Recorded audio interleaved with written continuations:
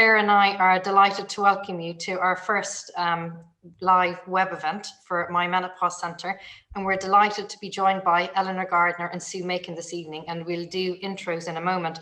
So if I start with myself, I'm Helen Normoyle. I'm one of the co-founders of my Menopause Centre, and Claire, if you'd like to introduce yourself too. Yes, hi there. I'm Dr. Clare Spencer. I'm also a co-founder at my Menopause Centre, and I'm a menopause specialist and GP. So Claire and I, if you spent any time on our website or seen any of our content on social, you'll know that we believe that one of the best ways to smash a taboo is to talk about it. And we believe that of all of the taboos around the menopause, probably one of the biggest ones is around sex. Now, various research studies have shown that anywhere from 40% of women going through the menopause experience a loss of sex drive, and around 1 in 3 women will experience vaginal dryness related to the menopause. Now, I know from talking to Claire and other doctors that Claire believes that this is hugely underestimated, as many women are just either too embarrassed or too shy to talk about these symptoms, even with their doctor. Now, we had a look at what people are searching for around the menopause, and what that shows is that while women might be too embarrassed to talk about these symptoms, they're certainly looking for information online from search engines such as Google. So after general sex searches for sex and the menopause, the most searched for topic is loss of sex drive in the menopause, followed by vaginal dryness, the best lubricants for vaginal dryness, vaginal bleeding, painful sex, and last but by no means least, husbands and partners. And so we've designed our conversation this evening to cover all of those topics and more. Now, our sexual wellness is as much about our physical and mental well-being as it is about pleasure. And for those in relationships, it plays an integral part. Claire and I passionately believe in supporting women going through all stages of the menopause with evidence-based information and advice. And that's why we've kicked off our first live event to talk about these topics. These are too important not to, and too many women are coping or suffering with these symptoms in silence. And as we hope you'll see this evening, it really doesn't have to be this way. There are lots of different things that you can do. Sex in the menopause can be as wonderful as it was pre-menopause, if not better. So over to you now, Claire, to introduce Sue and Eleanor. Yes, hello everybody. So we're really fortunate tonight to have two extremely experienced and accomplished panelists. So thank you so much for joining us, Sue Makin and Elena Gardner. So just really briefly, so Sue is a highly experienced counsellor. She's a sex therapist, cognitive behavioural therapist practitioner. She practices mindfulness, a mindfulness practitioner, coach and supervisor. So Sue runs a successful big private practice over in Ilkley, just up the road from me in North Yorkshire, as well as working for Macmillan as a psychosexual therapist and a supervisor of therapists over in Jersey, beautiful, and Alderney. Sue's developed a psychosexual service over the last 20 years, so is really experienced, gaining a BSc in therapeutic counselling 27 years ago, qualifying as a sex therapist and couples counsellor. So thank you, Sue, for joining us. Eleanor, we're also really fortunate to have. Elena Gardner founded a company called Pelvic Relief in 2013, which brings together a range of products to really help pelvic health, to manage conditions that are so important, such as painful sex, incontinence, and pelvic pain. She works as an ambassador for the company called Yes Yes. The Yes Yes company manufactures of organic lubricants, vaginal moisturisers, and she's going to be talking a little bit about those later. Eleanor has a master's degree in physiotherapy and is really experienced, again, working in medical devices since 2007. So a really warm welcome for both of us, and really looking forward to hearing what you have to say this evening. Thanks for having us. Great. Thanks, Claire. So Sue, before we get into the questions, just a general question for you to start with. So as a counsellor and sex and relationship therapist, you're really passionate, I know from our conversations, about supporting and empowering women through the perimenopause, menopause and beyond to feel really good inside and out. So why is this so important to you, and how do you go about doing it? Well, it's important to me because I'm a woman, and I have noticed just so many people coming to see me, initially not for sex therapy, but for low mood and anxiety around the age of sort of 40 to mid-50s.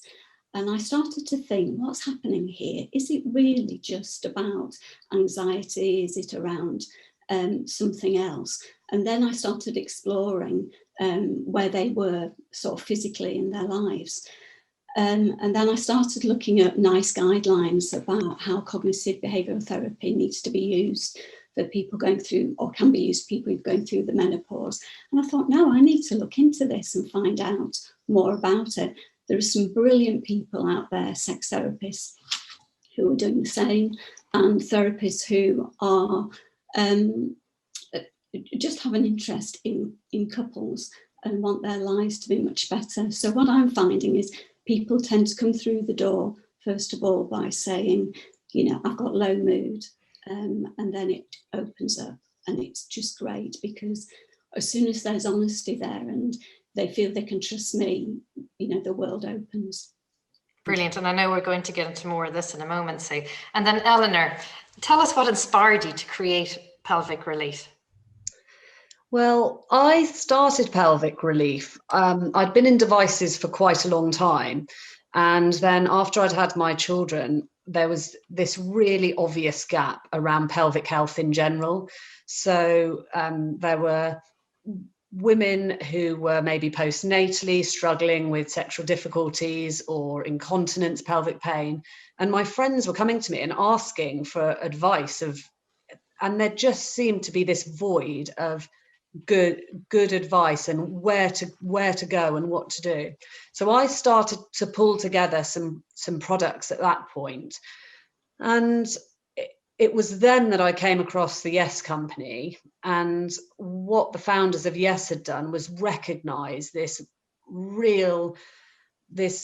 a huge void in terms of the manufacture of good products to manage vaginal dryness, good lubricants that really took into account gynecological health. And of course, the bulk of the work they were doing was with menopausal ladies. So that was really my avenue into the menopause and supporting.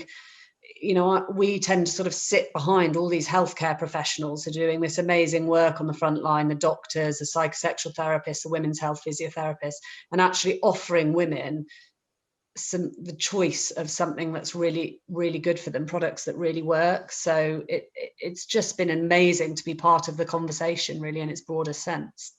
Yeah, brilliant. Thank you, Eleanor. I can tell there's been some recognition already in the chat of the Yes products. So right, there are two parts to our conversation this evening. We're going to start with the gynecological symptoms that can cause pain and discomfort in general, and when having sex in particular, because to be honest, it's hard to even contemplate wanting to have sex if it's going to cause pain.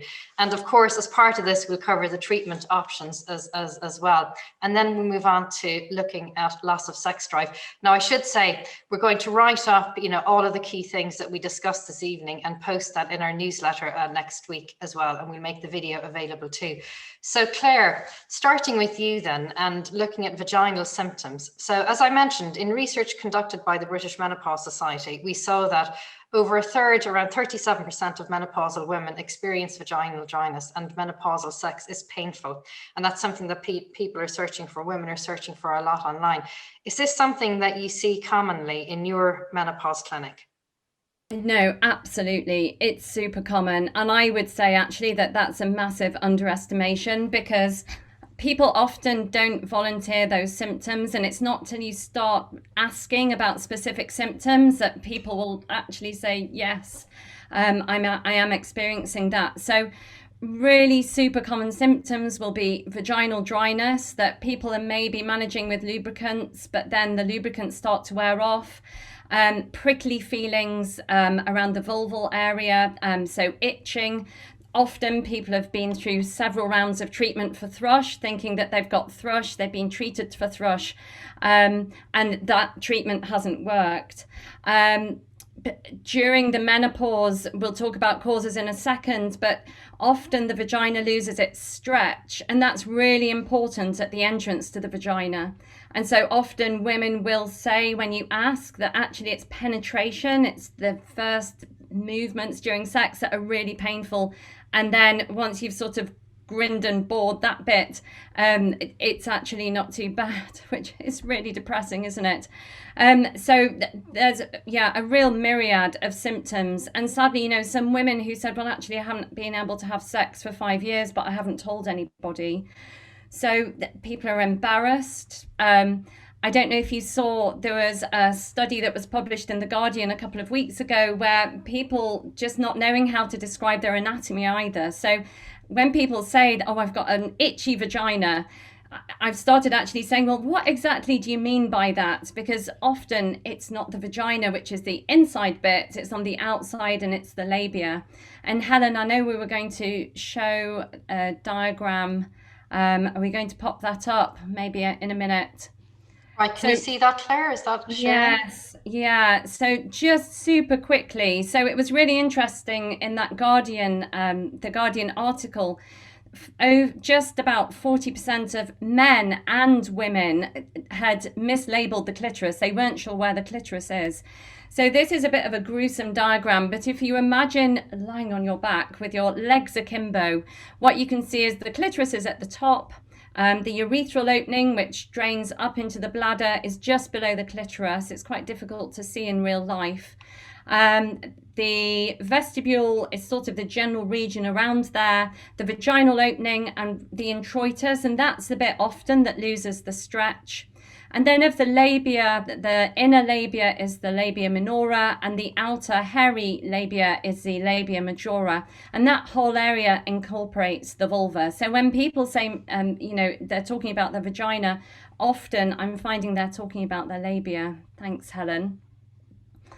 And then what can then happen, sadly in a few cases, is that when sex does become painful, I don't know if you're aware, but around the vagina, there's a big ring of smooth muscle that's not under voluntary control. So if sex becomes painful, what then can happen is your brain, totally beyond your control, says, no way, and squeezes. It sort of causes the vagina to contract, and so sex again becomes either very, very painful. People say they're just feeling there's a barrier, they're feeling there's a block, they can't have penetration, and that's called vaginismus. So it's really important to try and get on top of the symptoms in the early days so they don't progress further down the line.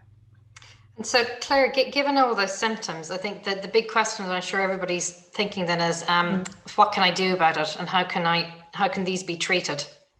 Yeah, so I think if I talk about it from a doctor's medical point of view, and then I'm going to throw it over to Eleanor and Sue, because there's a whole range of different things that you can do. So the first thing to say that most of these symptoms in the perimenopause and menopause, and yes, these symptoms can start really early in the menopause transition. It's down to the loss of estrogen, or a general lack of estrogen. And you need estrogen to keep the tissue of the vagina, keep the tissue of the vulva healthy. And with a loss of estrogen, it can become delicate and more sensitive. And so it makes sense that adding back estrogen will help. Now, systemic HRT, that's HRT as tablets, patches, gels, etc., sometimes isn't enough to help, and about a quarter to a third of women on HRT also need vaginal estrogen.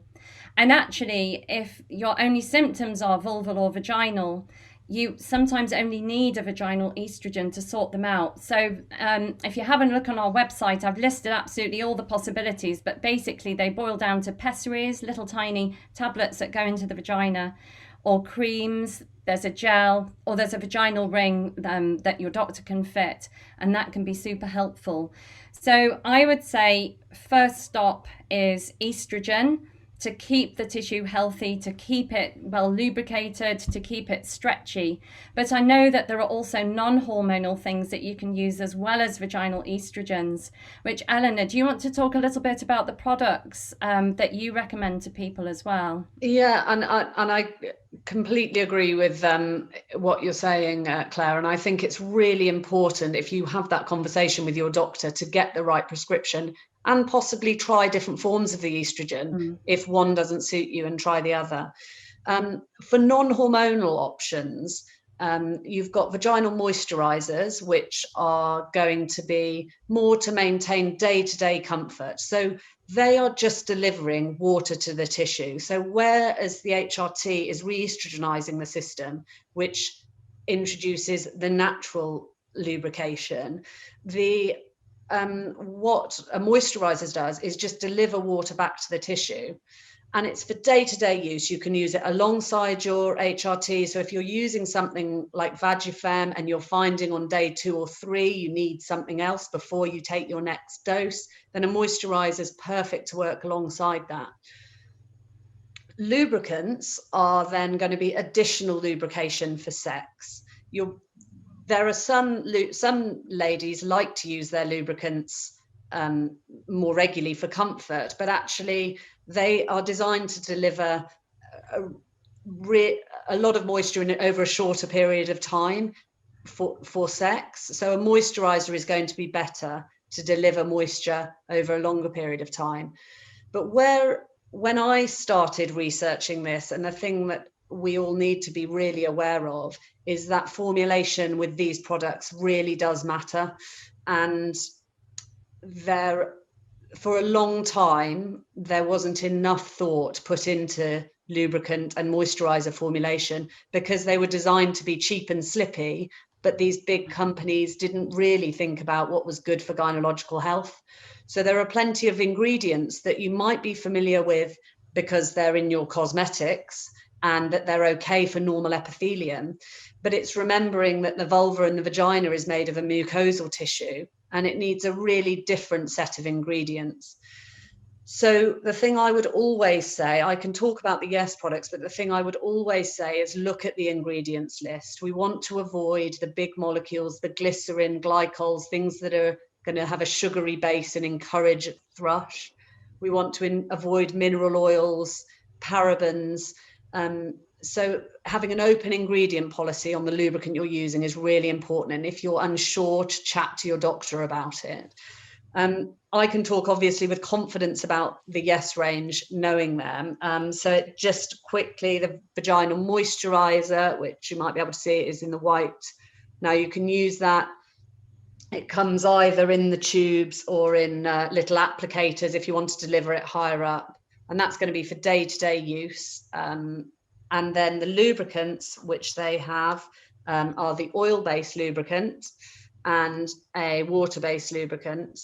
And the difference there is going to be a little bit about personal choice. An oil-based lubricant will last longer, will really protect tissue, especially if there's microabrasions or the tissue's quite friable. So it's really nice on the vulva if you've got irritation there. But it won't hydrate the tissue because it doesn't have a water content. And the water-based lubricant is a really lovely, naturally feeling lubricant. So you won't notice it's very like natural vaginal secretions. And they can be used together. So you can put the oil underneath and then the water on top or on a partner, and then the two will slide over each other, which is a really nice combination that Sue might recommend. But I'm very conscious that I'm whizzing through that a bit. But I think Yes is I work as an ambassador for them, but they do have a very open ingredients policy on their website. So it's really about finding what suits you, but really trying to do a bit of research because they're not all lubricants aren't created equal. I think that's the thing to remember. I think as we prepared for this session, I've learned a ton from you guys over the past couple of weeks and talking to you.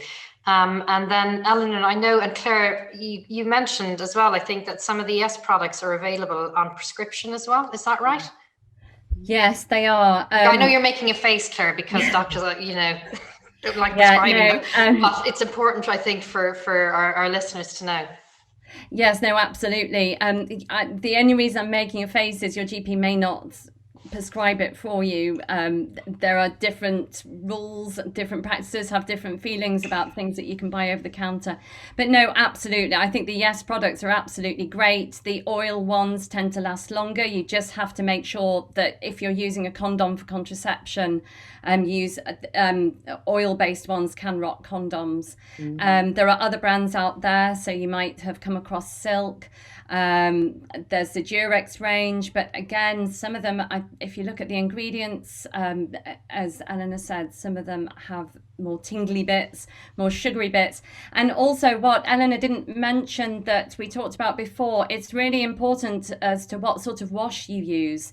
So if you imagine, I've talked about that really delicate thin tissue that's prone to tearing, and soaps can be a shocker on your vulva, and you really want to use soap-free washers, which I'm not sure, do Yes make one, Eleanor? I can't remember. Yeah, so they do a vulval cleanse. And again, really important that when we think about washing, that we're not talking about, we really want to avoid feminine hygiene products or anything that's branded because you want your vagina to smell different. Certainly no internal washes. The vagina has a very diverse microbiome. So we think of the gut microbiome, and we talk about that a bit, and drinking our Activia and all that sort of thing. But the microbiome of the vagina is more diverse than that of the gut, and we really need to protect that. So that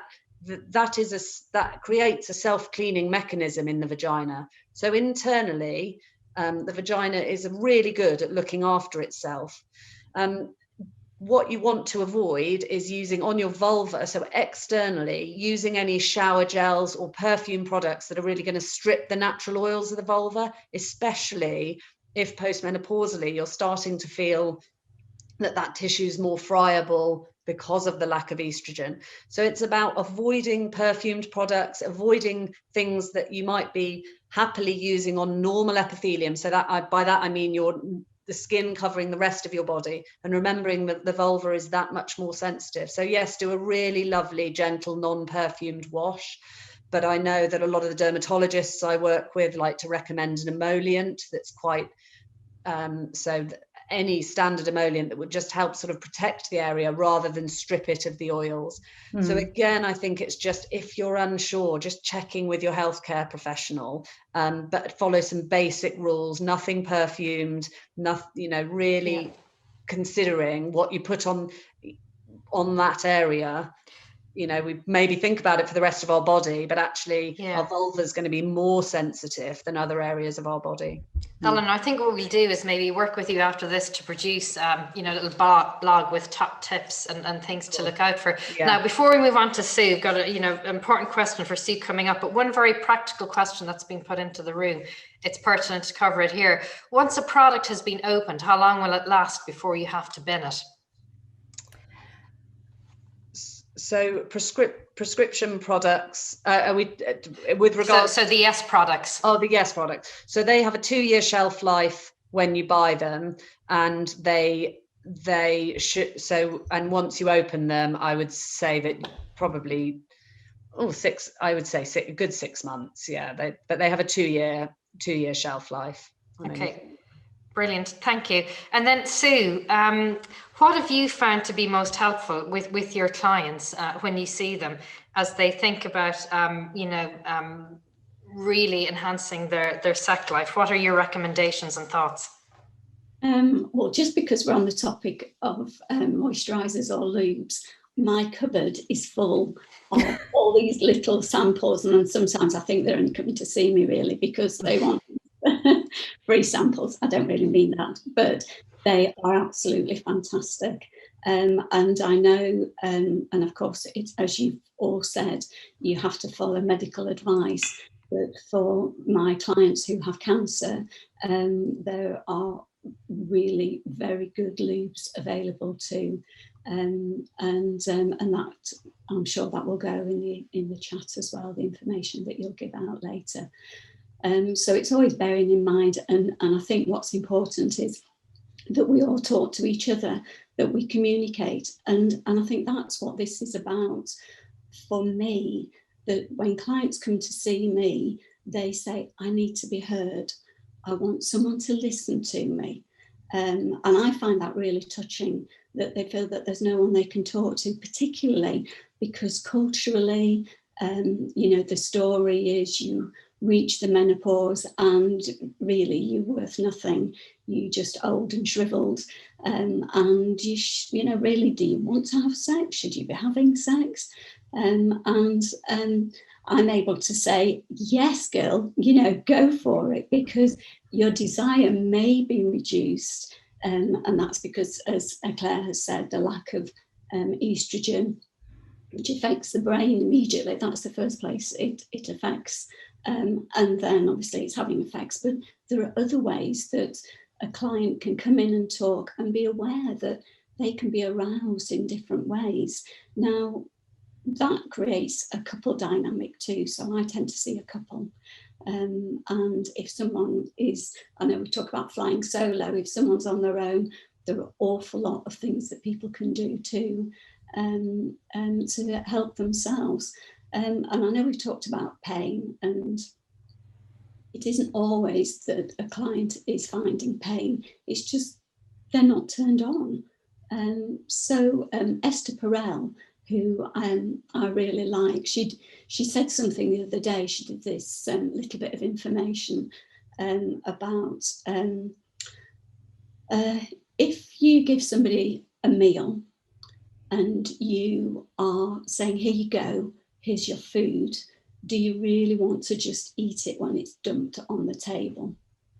And I think what's happening with the menopause, we have more choices. We can have a voice. We should be allowed to voice what we need and what we want.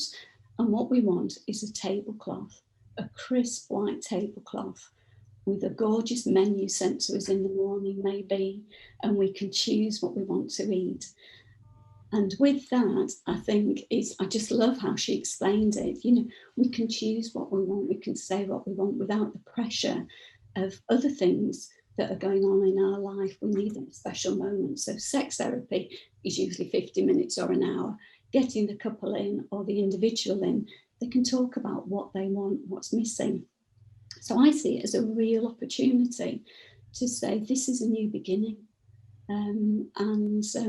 Let's all pull together so that we can create a really special place for ourselves. And I think you, Claire and Helen, you're starting this. And I know there are other people out there, the websites, and they're brilliant, but there's just something about you guys, and that's why I wanted to get involved, because you mean it.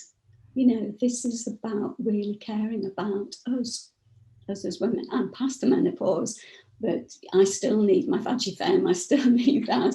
And it's marvellous. It's absolutely fantastic. Yes, I have to say, I found it a revelation as well. I think that's really important to remember, certainly with the gynecological symptoms. Yeah. Some of the other symptoms are transient over the hot flushes, they will pass, but actually the gynecological symptoms will need to be managed beyond the menopause. And so continuing to take vaginal estrogen or using your moisturisers and lubricants, to maintain the gynecological health will be for the rest of your time post-menopausally. Yeah. So getting it right is really important, I think. Yes, I would completely agree. And it's so sad to hear, my example earlier, somebody who says they haven't had sex for 5 years because it was uncomfortable, and then that was it. They didn't want it because then, the elasticity's gone, the tissue's very delicate, and you can turn it around. You absolutely can. But it takes a lot longer of, really quite intense vaginal estrogens. Sometimes you use dilators or small vibrators, small dildos. We'll talk about that in a minute. It's really true. If you don't use it, you lose it. You don't have to be having sex. It doesn't matter if you haven't got a partner. There are other ways that you can do it by yourself, for example.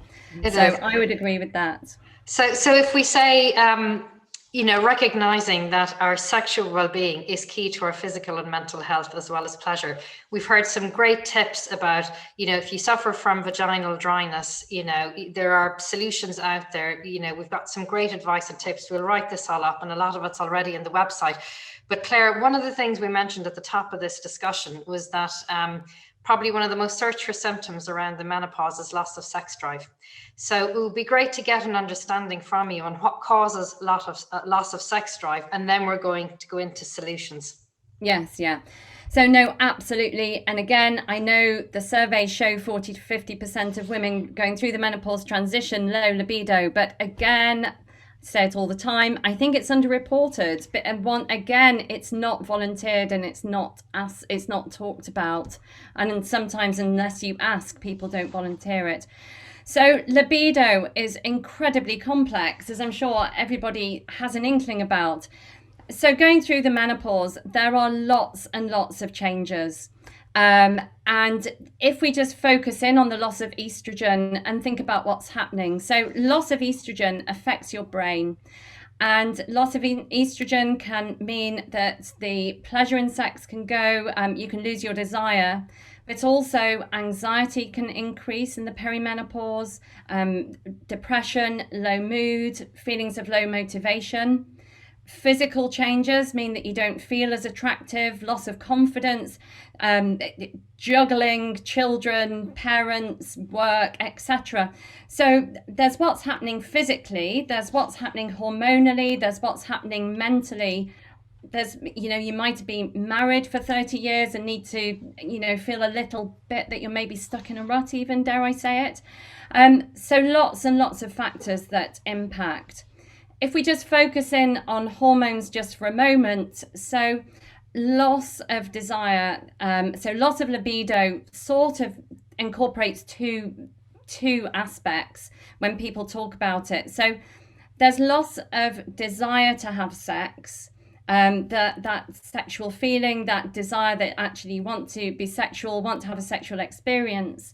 And then there's arousal, which is the physical response that then comes from that. And often in the menopause, what you find is people just cannot be bothered, just lose the desire to have sex, just too much going on, too many things. But actually, once they start having sex, they can really enjoy it, and arousal's not affected at all. So the key thing, it's really complicated. What you're trying to do is try and address everything, which is why you need me as a menopause specialist, you need Eleanor and her products, and you need Sue to talk about what's going on in your relationship and everything else that's going on around that, really to tackle it. So the other thing that women have started, a few patients have started volunteering, and I'm starting to ask about it more, is that it's harder to come to orgasm. That again, with that thin, sensitive tissue, the thin tissue that becomes more delicate actually loses some of its sensitivity. So women are saying to me that they're needing to use vibrators where they didn't ever need to before, or they're just getting really frustrated and anxious about it taking longer to come to orgasm. And that's a really big issue as well, because then that causes anxiety. Women tell me they're ashamed to talk about it, as if, how dare I even consider the fact that I might still want to orgasm through the menopause. It's really interesting. And I think the video consultations have helped a bit. Some people have said that to me. But I suspect that is a massively underreported issue as well. So that's me from a medical perspective. In terms of, does anybody else want to say anything before we talk about what to do about it? Sue, do you want to come in at this point, or shall we talk about practical options? Yeah, well, I suppose, it may be going into the practical options that I was going to talk about. But I think the pain, and as you said, the way that we perceive ourselves, we need to do something about that. And I think this is where it all starts. We're okay. We have, and we need to teach our children as well that this is a good place to be. We can really help ourselves. We can find arousal in a different way. And I know we'll talk about different vibrators and even the clitoris, the shape of the clitoris. And, you know, we don't know. I just seem to do a lot of sex education and psycho ed when I'm with clients. Yeah. And love doing it because it can change people's lives. I think there is we know there's an orgasm gap between men and women across the lifespan, and penetrative sex doesn't actually work for a big proportion of the population premenopausally. So I think there are things women are also trained to, I think, because culturally we find ourselves pleasing sometimes, so not being able to ask for what we want, and this translates into our sexual relationships. And I think if these things exist premenopausally, when there's change to our gynecological health, unfortunately it exacerbates all these problems that existed before. So I think we need to, and I often talk about this when we're talking about a change postnatally, but we can maybe look at the menopause as a point where we can really change what our expectations are. So it's a time to reset and be really positive about what could come next for us sexually, because we're going to have to be open about all these things. We need to manage, like you say, Claire, the medical things that are going on for us during the menopause. But then we need to be able to address the issues that are going on that are maintaining the pain or maintaining the problems, and they might be more relationship based or something we can address psychosexually. So there is a lot going on, but I think we can be really positive. Everybody who's here tonight or is listening, and in fact you're putting this information out there, we can be really positive about the fact that change is possible, I think. So really important message there about valuing yourself and articulating what you want. Sue, what I imagine though, that is not always easy to do in a relationship, particularly if you've got an established routine in a relationship. What advice do you give your clients, about having those conversations, about how they articulate to each other about what's important, and what type of sex they enjoy and how they enjoy it? Well, the way I work is I would normally see the couple together if they're in a couple. If they're not in a couple, whether they're heterosexual or same sex, it doesn't matter. So if they're not in a couple, I will see them on their own. So initially I would just hear and try to hear everything that they're saying about their life. Then I would do individual sessions, and within the individual sessions, we look at predisposing, precipitating and maintaining factors, exactly what Eleanor just said, that's the key. What are the stories that were given to you when you were younger? And what have you built on those stories, and then how are you maintaining them? And it's that point that when you get to a situation where you might say, I've never had an orgasm, and I can't tell him now, or I can't tell her now. What do? I don't like penetrative sex, or if I'm in a sex relationship, I don't want a dildo penetrating me. So you build up, you get a full history, a full story of what they want. And then what I do is I write a formulation, and I pull all that information together and enable some sharing, some open conversation and open dialogue to see what they would like to do and how they would like to change this. And actually in sex therapy, sex is banned to start off with. You don't have intercourse. And when I say sex is banned, what I want to say is sex to me, maybe sex is very different to everybody else. Sometimes people have sex and they don't have a penetration. They may never have had penetrative sex. So now it can be something different. You can choose what you want. You can learn how to hold each other differently. Just taking them through a different process of connecting and being together. It may bring up issues that have never been addressed, and then it's an opportunity to be able to address those too. And it really is a new beginning.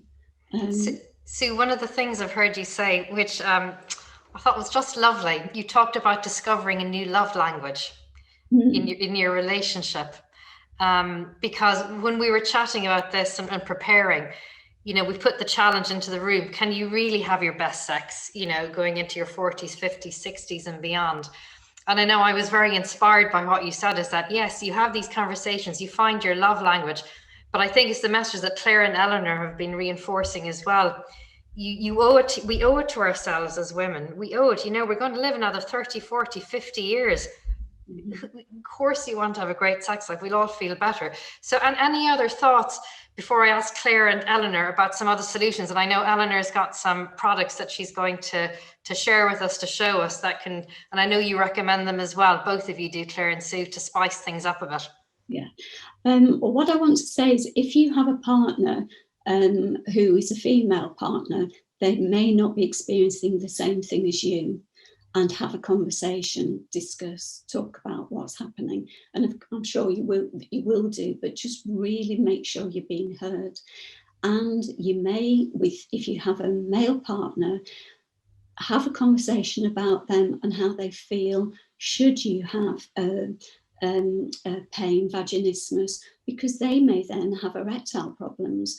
And what I find is that, you know, sometimes the partners won't even approach their partners because they think, well, you know, they might have premature ejaculation because they don't want to hurt their partner. They may not be able to get erections for fear of all those things that are happening to them. And if they're, you know, having night sweats and they're feeling really uncomfortable, there's that conversation that needs to be had around that. So I would just say, I'm just saying conversation all the time, aren't I? And find out, as you're saying, the love language. You know, Gary Chapman and his 5 love languages. What does your partner want to receive? Don't give them what you want to receive. Find out what they want and really start saying, we can do this now.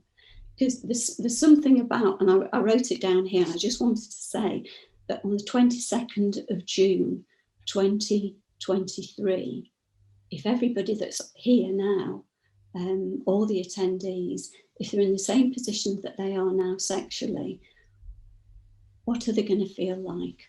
They can really make a difference. And it would be really good to look back and say, you know, over those last 2 years, I did this. I changed myself, I changed my relationship, and I can shift all this. If I want to, you might not want to, but I'm kind of imagining people want to make a change and adapt. So that's what I work with. That's lovely, Sue. Thank you. That's really inspiring. So Clare, Eleanor, maybe thoughts on other things that women can do, you know, people who are listening in this evening, to increase their sex drive, to spice it up.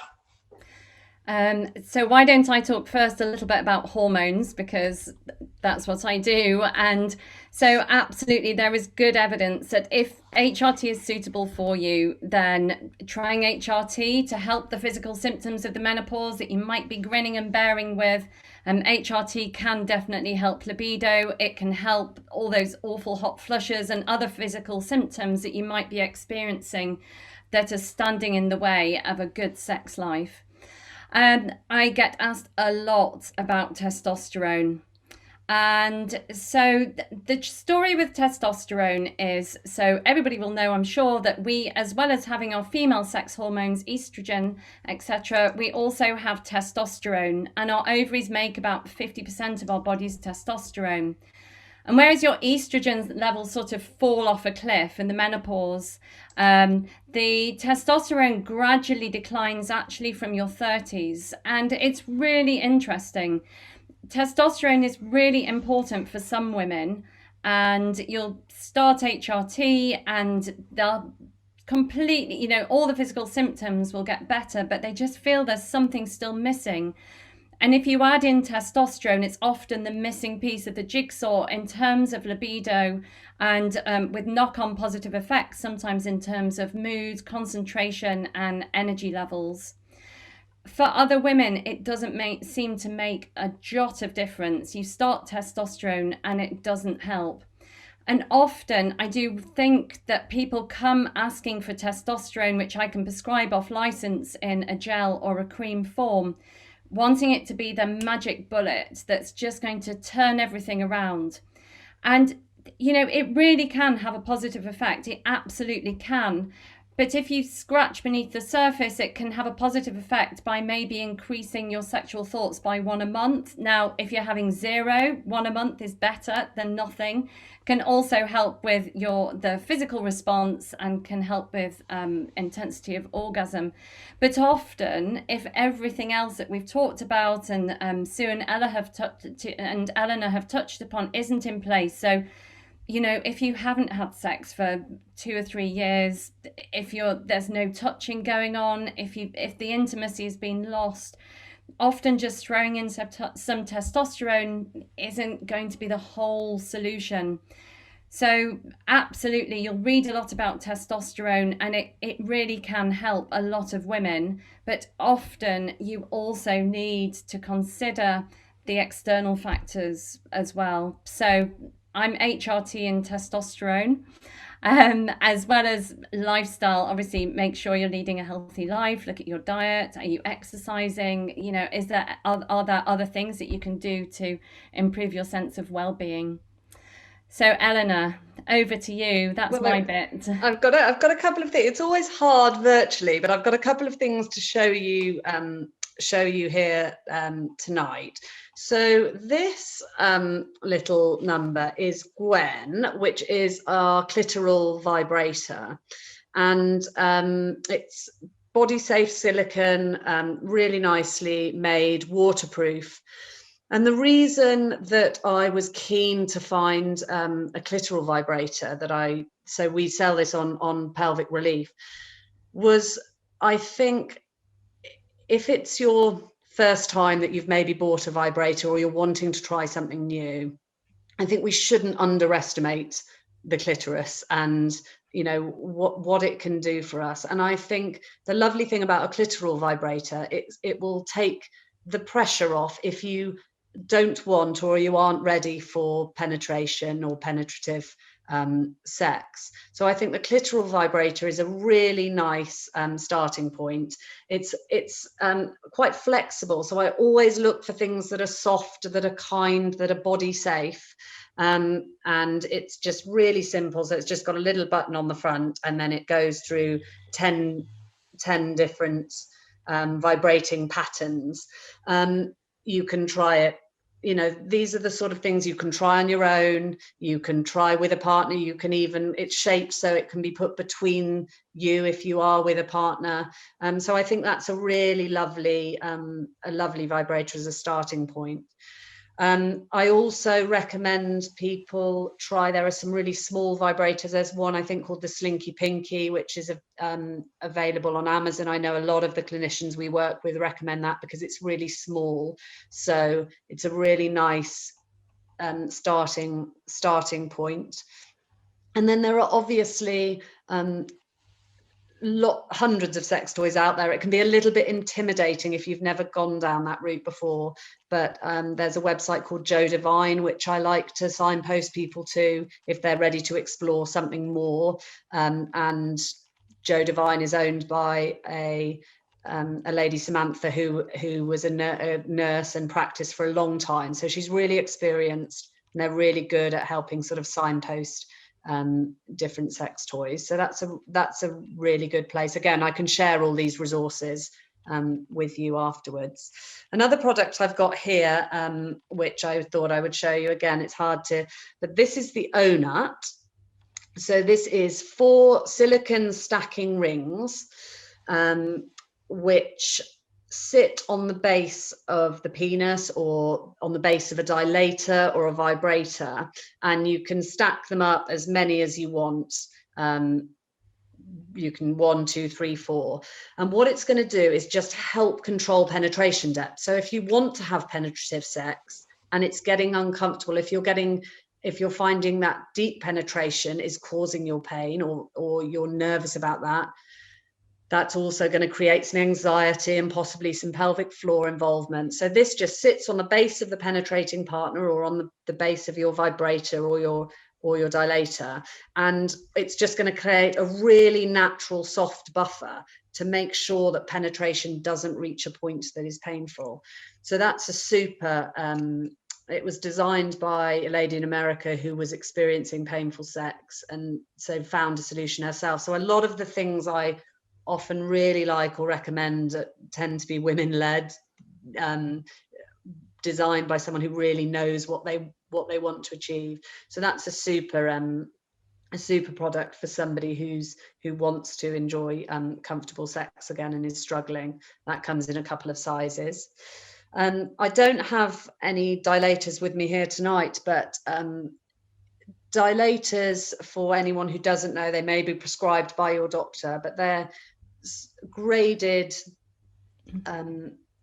devices that go up in size. And I think that if you are using a dilator because you're managing painful sex, or you're managing a pelvic floor condition, is to remember that they're an aid to your body. So you're not trying to do a physical stretch here. What you're trying to do is change the mechanisms that is making penetration feel uncomfortable. So we've got some really nice soft silicone dilators, and so it's really good to get some guidance if you're thinking about dilators being the right product for you, to get some guidance from your doctor or your physiotherapist or your psychosexual therapist to really make sure you're using them in the right way. So that would be my advice there. Brilliant, thank you. Now I'm conscious of time because we're running slightly over. So as I've mentioned, we'll write all this up and we'll send it out. One of the questions that's come through is one of the comments in the chat is, a friend of mine talked about a testosterone that she put in her clitoris. Is that a thing, Claire? Yeah, I just saw that. So I've never heard of testosterone being put on the clitoris. I often give women estrogen cream and tell them to smear that liberally around the vulval area. Don't just put it in the vagina. But also there's a relatively new vaginal pessary for vaginal dryness and vaginal atrophy, which is the medical name for menopause changes of the vagina and vulva, called prasterone or intrarossa. And that's a precursor. It's a chemical precursor to testosterone. And they market that as not only helping vaginal dryness, but helping to help, I think, intensify the experience of orgasm, help in sexual pleasure. I've prescribed it a few times. Women like it. But I have to say, I have not heard of testosterone being put directly on the genitals. Okay, thank you, Claire. So I think my last question for each of you then, we titled, this session is going to be a time in our lives where you can have your best sex after the menopause. So what are your top tips? I'm just going to go around the screen. So I'll start with you, Sue. Your top tips for best sex before, after the menopause. Okay. Well, I don't know if this is a tip actually, but I'm just going to remind you, you probably haven't got children at home. You probably have more money in your pocket. You probably have an opportunity to have more time together. Really, really make the most of it and believe and trust in each other. And please, please listen, because what I find is that people just are missing each other. So that's one of my top tips, I think. Just listen and have some fun and have some fantasy.